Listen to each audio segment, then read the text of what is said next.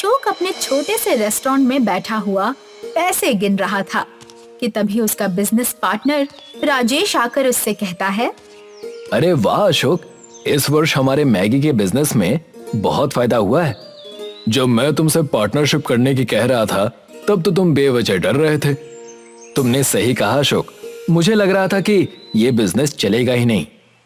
तभी अशोक के रेस्टोरेंट में काम करने वाला मोहन नाम का व्यक्ति उससे कहता है, इस व्यापार को चलाने में राजेश बाबू का बहुत बड़ा हाथ है सेठ जी। इतना पैसा कमाने के बावजूद भी वो रसोई में स्वयं अपने हाथों से ग्राहकों के लिए मैगी तैयार करते हैं। अपने काम से काम रख मोहन। कितनी बार कहा है कि हम पार्टनर्स की बातों पर ज्यादा ध्यान मत दिया कर। इतना बोलकर अशोक अपने घर चला गया। क्या हुआ जी, आपके चेहरे पर गुस्सा क्यों झलक रहा है? मैंने और राजेश ने एक साथ मिलकर रेस्टोरेंट खोला था, मगर जिसे देखो मेरे पार्टनर राजेश की तारीफ करता है, मेरा तो कोई नाम ही नहीं लेता। रेस्टोरेंट में आने वाले ग्राहक भी बस राजेश राजेश ही चिल्लाते रहते हैं। ये तो बहुत ही गंभीर विषय है अशोक। अगर ऐसा ही हाल रहा तो वो दिन दूर नहीं जब तुम्हारा नाम ग्राहकों के दिमाग से उतर जाएगा। और अगर किसी दिन राजेश ने तुम्हें व्यापार से अलग कर दिया तो फिर कभी सोचा है तुमने कि तुम्हारा क्या होगा? ये तो मैंने कभी सोचा ही नहीं। तुम मेरी पत्नी हो, तुम बताओ मैं क्या करूं? देखो, व्यापार अपनी जगह है, दोस्ती अपनी जगह। तुम पूरी तरह से प्रोफेशनल बन जाओ। राजेश तुम पर बहुत ज्यादा भरोसा करता है। तुम कहना क्या चाहती हो? अरे बुद्धू, कब अकल आएगी तुम्हें? अरे राजेश दिन में इतने पेपर साइन करता है, किसी दिन ब्लैंक पेपर पर साइन करवा लो। उसके बाद राजेश जीवन भर तुम्हारे आगे पीछे फिरता रहेगा और उसकी सारी प्रॉपर्टी मेरे नाम कर दो। अरे वाह, आज तुमने वो कहावत चरितार्थ कर दी कि हर सफल व्यक्ति के पीछे उसकी पत्नी का ही हाथ होता है। अगले दिन अशोक राजेश के घर पर चला गया, मगर उसने देखा कि राजेश कहीं जाने की तैयारी कर रहा था। क्या हुआ राजेश, तुम कहीं जाने की तैयारी कर रहे हो? अरे हाँ अशोक, क्या है ना कि कुछ दिनों पहले मैंने संतरे का एक छोटा सा बगीचा खरीदा है। मैं अपनी पत्नी और बेटी संध्या को वही दिखाने ले जा रहा हूँ। राजेश की बात सुनकर अशोक मन ही मन बुरी तरह से जल गया। अच्छा, तो अब ये संतरे का बगीचा भी खरीदने लगा। मेरी पत्नी ने मुझे बिल्कुल सही उपाय बताया है। अशोक मुस्कुराकर राजेश की ओर देखता है। ये कुछ बिजनेस के डॉक्यूमेंट्स हैं, तुम्हारे सिग्नेचर होने बहुत जरूरी हैं। एक बार इन्हें पढ़ लो। कैसी बातें कर रहे हो दोस्त, भरोसा नाम की भी कोई चीज होती है? तुमने आज तक मुझसे जिस भी पेपर पर साइन करवाए हैं, क्या मैंने कभी भी वो पढ़े हैं? तो अब क्यों पढ़ूंगा, साइन कर देता हूँ। इतना कहकर राजेश ने सारे पेपर पर साइन कर दिए। अशोक खुश होता हुआ वहाँ से चला गया। राजेश अपने परिवार को संतरे का बगीचा दिखाने के बाद अपनी कार से घर लौट रहा था कि तभी उसने देखा रोड पर एक व्यक्ति घायल अवस्था में पड़ा हुआ था और एक 10 वर्षीय बच्चा बुरी तरह से रो रहा था। राजेश तुरंत कार से बाहर निकलकर उस बच्चे से कहता है, क्या हुआ बेटा, कौन है ये और ये घायल कैसे हुए? ये मेरे पिताजी हैं। हम दोनों रोड पार कर रहे थे कि तभी एक तेज कार टक्कर मार के चली गई। तुम चिंता मत करो, मैं अभी इन्हें अस्पताल लेकर जाता हूँ। आप बहुत अच्छे इंसान हैं, वरना यहाँ से इतने लोग गुजरे। मैंने सबसे मदद मांगी मगर मेरी मदद किसी ने नहीं की। राजेश उस व्यक्ति को अस्पताल ले गया। डॉक्टर उस व्यक्ति को देखकर राजेश से कहता है, आई एम सॉरी सर, ये अब इस दुनिया में नहीं रहे। ये सुनकर बच्चा फूट फूट कर रोने लगा। राजेश ने उस व्यक्ति का अंतिम संस्कार कर दिया और उस बच्चे को अपने घर ले आया। बच्चे को रोता हुआ देख राजेश की पुत्री संध्या कहती है, क्या नाम है तुम्हारा? मेरा नाम अंकुश है। तुम चिंता मत करो अंकुश, आज से मैं तुम्हारी परवरिश करूंगा, तो मुझे तुम अपना पिता ही समझो। अगले दिन राजेश अपने रेस्टोरेंट चला गया, मगर रेस्टोरेंट का बोर्ड देखकर राजेश बुरी तरह से चौंक जाता है। इस बोर्ड से तो मेरा नाम ही गायब है। इतना कहकर राजेश सीधे रेस्टोरेंट के अंदर जाकर अशोक के पास जाकर कहता है, अशोक, बोर्ड से मेरा नाम क्यों हटवा दिया? केवल इस बोर्ड से ही नहीं राजेश, इस रेस्टोरेंट से और तुम्हारे घर से भी तुम्हारा नाम हटा दिया है। तुम कहना क्या चाहते हो? यही कि कल जिन पेपर्स पर तुमने साइन किए थे ना, मैंने तुम्हारा बैंक बैलेंस, तुम्हारा घर और ये रेस्टोरेंट अपने नाम कर लिया है। अब तुम सड़क के भिखारी हो। ये मेरे साथ धोखा है। मैंने तुम पर कितना विश्वास किया था। क्या है ना कि ऐसा करना मेरी मजबूरी थी। हम दोनों ने साथ मिलकर बिजनेस शुरू किया था, मगर नाम तुम्हारा ही होता था, इसलिए मैंने तुम्हारा नाम हर जगह से मिटा दिया। अब तुम यहाँ से जा सकते हो। राजेश मुंह लटकाकर अपने घर आ गया, मगर घर पर पुलिस को देखकर वो चौंक जाता है। क्या हुआ? मेरे घर पर पुलिस क्यों है? सर, आपका घर मिस्टर अशोक बाबू के नाम हो गया है। अब आप इस घर में नहीं रह सकते, और हाँ, इस घर से कोई भी वस्तु आप लेकर नहीं जा सकते। प्लीज हमारे साथ कोऑपरेट कीजिए, नहीं तो हमें आपको धक्के देकर इस घर से बाहर निकालना होगा। राजेश अपनी पत्नी रुचि और पुत्री संध्या और अंकुश को लेकर घर से बाहर आ गया कि तभी भयानक वर्षा होने लगी। अब हम क्या करेंगे? आपके पार्टनर ने तो बहुत बड़ा धोखा दिया है। मुझे तो ये अंकुश ही मनहूस लगता है। देखो ना पापा, कल ही ये हमारे जीवन में आया और हमारा जीवन बर्बाद हो गया। ऐसा नहीं कहते संध्या, इसमें बेचारे अंकुश का कोई दोष नहीं। बेईमान तो मेरा पार्टनर निकला। राजेश अपने परिवार को अपने बगीचे में ले गया और वो सब रात भर संतरे के बगीचे में बारिश से भीगते रहे। सुबह अशोक की पत्नी रुचि राजेश से बोलती है, अब क्या करेंगे जी? कल रात से हम सब भूखे हैं। आपका बिजनेस भी तबाह हो गया। मेरी जेब में फूटी कौड़ी भी नहीं है रुचि। तब तक इन्हीं संतरों को खाकर काम चला लेते हैं। ना बोलकर राजेश ने एक पेड़ से एक संतरा तोड़ लिया, मगर जैसे ही उसने संतरे को छीला तो सामने का दृश्य देखकर उसकी आंखें आश्चर्य से फटी रह गई। संतरे के अंदर गर्मा गर्म मैगी मौजूद थी। ये क्या पापा? संतरे के अंदर मैगी? ये तो चमत्कार है। तभी राजेश ने देखा कि जो संतरा उसने तोड़ा था वो दोबारा वहाँ पर फिर से उगाया।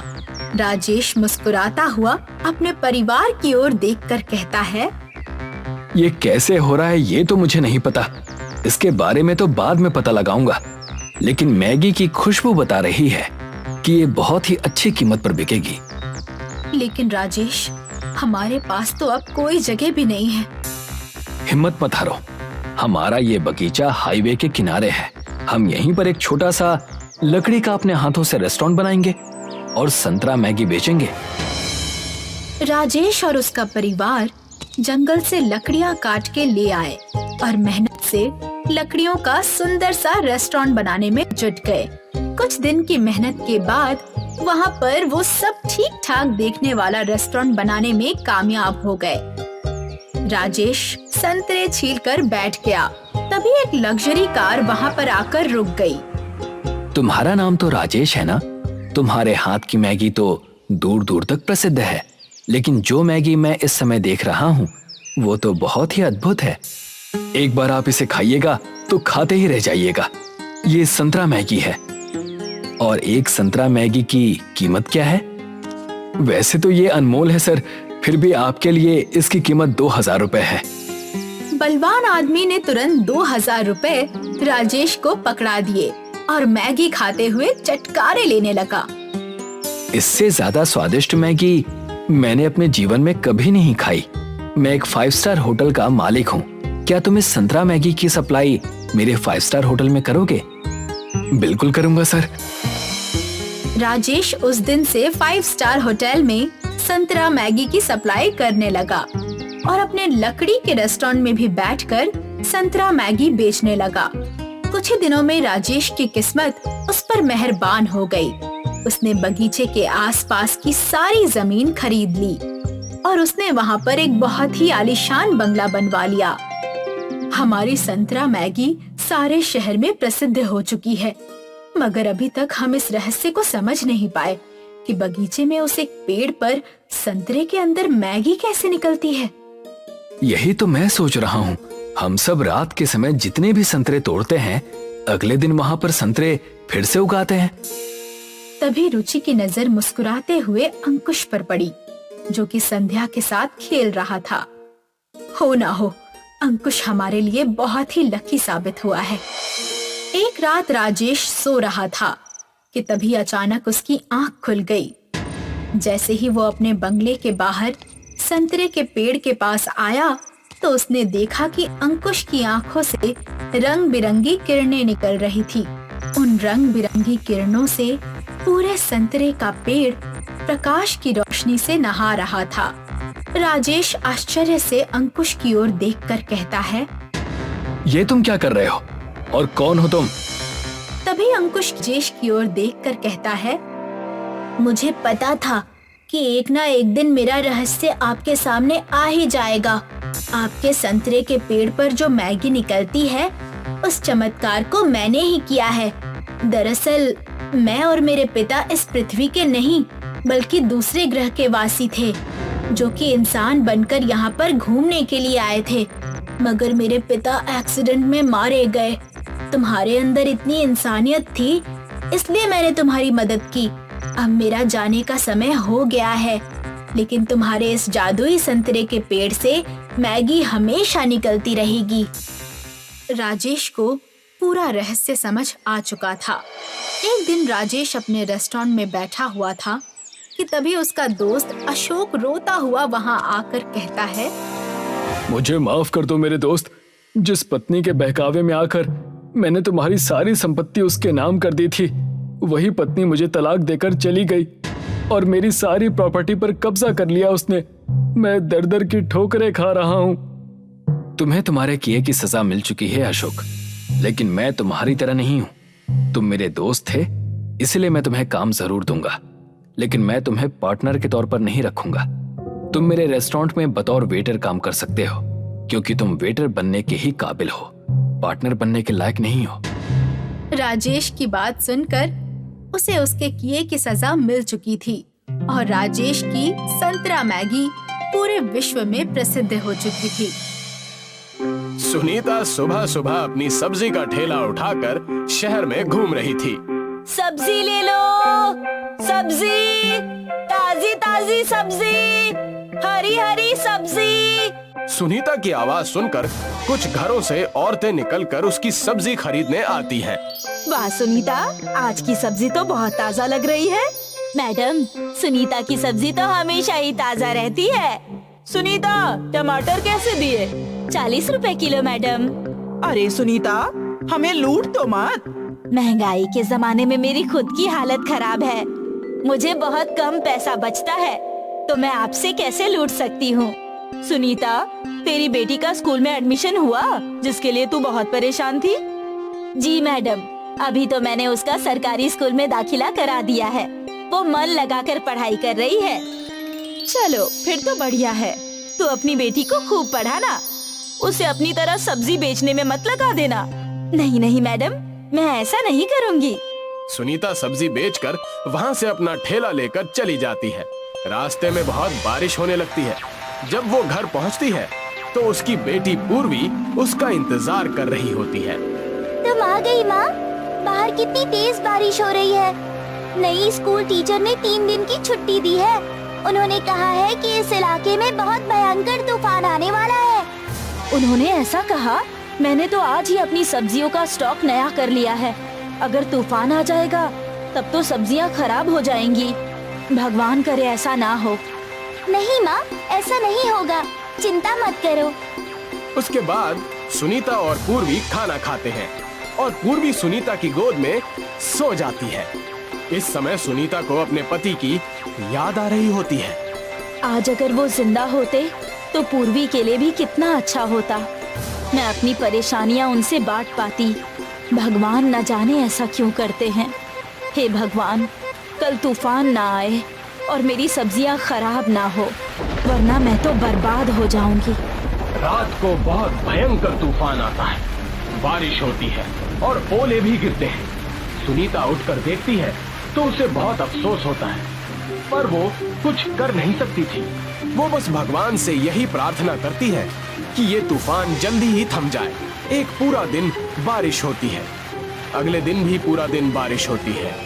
ऐसे ही ये बारिश 3 दिन तक होती रहती है। सुनीता अपनी आंखों के सामने सब्जियों को खराब होते देख रही होती है, लेकिन उन्हें बचाने के लिए वो कुछ नहीं कर पाती, क्योंकि हवा में नमी बहुत ज्यादा होती है। तीसरे दिन जाकर जब बारिश रुकती है तो सुनीता अपनी सब्जियों के पास जाकर उनका हाल देखती है। वो सभी खराब हो चुकी होती हैं। हे भगवान, हमारी सहायता करो। अब मैं क्या करूं? मेरे पास तो पैसे भी बहुत कम ही बचे हैं। इसमें तो घर का खाना पीना भी बस 1 सप्ताह तक का ही निकल पाएगा। और अब मैं नई सब्जियां कैसे खरीदूंगी? सुनीता अपनी परेशानी पूर्वी के सामने जाहिर नहीं करती और उसे स्कूल छोड़ते हुए वो बाजार की तरफ निकल जाती है। वहाँ वो भगवान के मंदिर जाती है। वहाँ उसके सिवा एक और औरत एक बड़ा सा बोरा लेकर भगवान से प्रार्थना कर रही होती है। वो औरत भी बहुत परेशान दिख रही थी। इस तूफान में आपका भी कोई नुकसान हो गया क्या? आप कहाँ से हो? आपका नाम क्या है? अयो, मेरा नाम चिन्नम्मा है। ये जो तूफान हुआ उसमें मेरा हस्बैंड की मौत हो गई। हमारा नारियल पानी का बिजनेस था। तूफान की वजह से बहुत सारे नारियल पानी भी गिर गए। अब मैं उन सबको लेकर यहाँ बेचने आई हूँ, पर वो बिक ही नहीं रहे। इसलिए मैं भगवान से मदद की प्रार्थना कर रही हूँ जी। इसके बाद चिन्नम्मा और सुनीता दोनों साथ में मार्केट की ओर जाते हैं। वहाँ सुनीता को बहुत भूख लग रही होती है। तभी वो देखती है कि वहाँ पर मैगी बिक रही है। चिन्नम्मा और सुनीता देखते हैं कि वहाँ बहुत सारे मैगी के प्रकार लिखे हैं। ये एक ही मैगी कितने तरह से बेचते हैं। इनकी दुकान में भीड़ भी कितनी लगी है। अयो, मुझे तो इनकी मैगी भी अच्छी नहीं लगती। हमारे यहाँ कोकोनट के टेस्ट वाली मैगी मिलती है। ऐसी मैगी यहाँ कहीं नहीं मिलती जी। ये बात सुनीता को बड़ी अच्छी लगती है। वो चिन्नम्मा का नंबर ले लेती है। उस दिन दोनों अपने अपने घर जाकर बड़ी परेशान होती हैं। दोनों बेसहारा होती हैं और तूफान में उनका बहुत नुकसान हो चुका होता है। चिन्नम्मा को अपने पति के गुजरने का बहुत दुख होता है और अपने नारियल को बेचने का वो प्रयास कर रही होती है। उधर सुनीता का इकलौता सहारा पूर्वी होती है। उसकी चिंता होती है कि अगर वो पैसे नहीं कमाएगी तो पूर्वी की फीस कैसे भरेगी और उसे अच्छे से कैसे पढ़ाएगी। सुनीता की गोद में पूर्वी सो रही होती है। तभी सुनीता को एक आइडिया आता है। वो चिन्नम्मा को फोन लगाती है और अगले दिन मिलने को बोलती है। अगले दिन चिन्नम्मा और सुनीता मिलते हैं। चिन्नम्मा, क्या तुम्हें तुम्हारे नारियल के कोई खरीदार मिले? नहीं जी, मुझे तो कोई खरीदार नहीं मिल रहे हैं। न जाने मैं क्या करूँगी। मुझे एक बहुत अच्छा आइडिया आया है। हम दोनों मिलकर ये काम कर सकते हैं, जिससे तुम्हारी परेशानी भी मिट जाएगी। और अगर ये काम चल गया तो फिर हम दोनों मिलकर खूब पैसे भी कमा सकते हैं। आपका आइडिया क्या है जी? क्यों ना हम एक ऐसी मैगी बनाएं जो आज तक इधर किसी ने नहीं खाई हो। हम उस मैगी को साउथ इंडियन स्टाइल में बनाएंगे। उसे हम नारियल पानी में बनाएंगे और जो खाली नारियल बचेगा उसी में सर्व करेंगे। बाकी के पैसे मैं दे दूंगी। मेरे पास कुछ बचे हुए पैसे हैं और तुम अपने नारियल दे देना। अगर ये आइडिया काम कर गया तो फिर हम दोनों की परेशानियां खत्म हो जाएंगी। हाँ, रिस्क तो बहुत है जी, पर मेरे नारियल ऐसे भी खराब ही हो जाएंगे। मैं तुम्हारे साथ हूँ। हम दोनों मिलकर खूब मेहनत करेंगे। सुनीता बचे कुचे पैसों से खूब सारी मैगी खरीद लेती है और फिर वो दोनों मिलकर एक छोटा सा स्टॉल लगा लेते हैं, जिस पर नारियल मैगी वाली लिखा होता है। वहाँ के लोगों ने आज तक ऐसा कुछ भी नहीं सुना था। लोगों में इस बात की उत्सुकता रहती है कि आखिर ये क्या नई चीज है। शुरू में उनकी दुकान पर 1-2 लोग आते हैं। उनका खाना लोगों को बहुत पसंद आता है। ऐसी डिश आज तक उन लोगों ने नहीं खाई थी। वाह, ये तो कुछ अलग है। इन्होंने नारियल पानी में ही मैगी बनाई और नारियल में ही सर्व भी कर रहे हैं। बहुत ही क्रिएटिव आइडिया है। वाह। सुनीता और चिन्नम्मा को इस बात की खुशी होती है कि उनकी दुकान अच्छी चल रही है। धीरे धीरे उनकी मैगी पूरे शहर में फेमस हो जाती है और उनकी अच्छी कमाई होने लगती है। सुनीता को इस बात की खुशी होती है कि उसका रिस्क उठाना कामयाब हुआ। वो अब अपनी बेटी पूर्वी को भी अच्छे से पढ़ा पाती है। उसके बाद चिन्नम्मा और सुनीता एक दूसरे का सहारा बनते हैं। दोनों मिलकर बहुत कामयाब होते हैं। एक दिन ऐसे ही पूर्वी जब सुनीता की गोद में सो रही होती है, तब सुनीता सोचती है कि भगवान जो भी करते हैं वो हमारे भले के लिए ही करते हैं। अगर वो तूफान नहीं आता तो फिर वो जिंदगी भर सब्जियां ही बेचती रहती और कुछ नया नहीं कर पाती। इसलिए हमें अपनी जिंदगी में सारी कठिनाइयों का सामना करना चाहिए और किसी भी चीज के लिए अपनी किस्मत को नहीं कोसना चाहिए।